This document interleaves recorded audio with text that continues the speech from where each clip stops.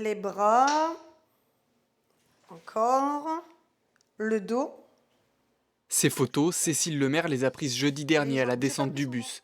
Son fils Jean revient de Camaret-sur-Mer, avec plusieurs hématomes sur le corps. La semaine de vacances s'est transformée en calvaire. Il raconte à sa mère les coups portés par 2 enfants, parfois 3, de 12 et 13 ans.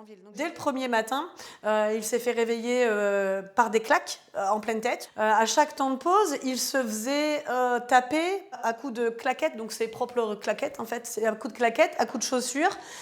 Et par défaut, quand il n'y avait pas de claquettes et de chaussures sous la main, eh ben, on tapait à coups de poing et à coups de claque. Les violences sont quotidiennes. Jean dit ne s'être presque pas lavé de la semaine pour ne pas rencontrer ses agresseurs dans les douches. Un jour, il se cache, encore pour les éviter. Il loupera le dîner ce soir-là sans que personne ne s'en aperçoive. Moi, je lui pose des questions. Pourquoi t'es pas allé voir les animateurs? Pourquoi? Et là, de là, il me dit, mais en fait, ça sert à rien, maman. Les animateurs, on est allé les voir. À chaque fois, ils nous ont envoyé chier. À chaque fois, ils nous ont dit que c'était rien. Quand il s'est vraiment senti mal, il a demandé à nous appeler. Nous avons répondu, si c'est pour te plaindre, c'est pas la peine.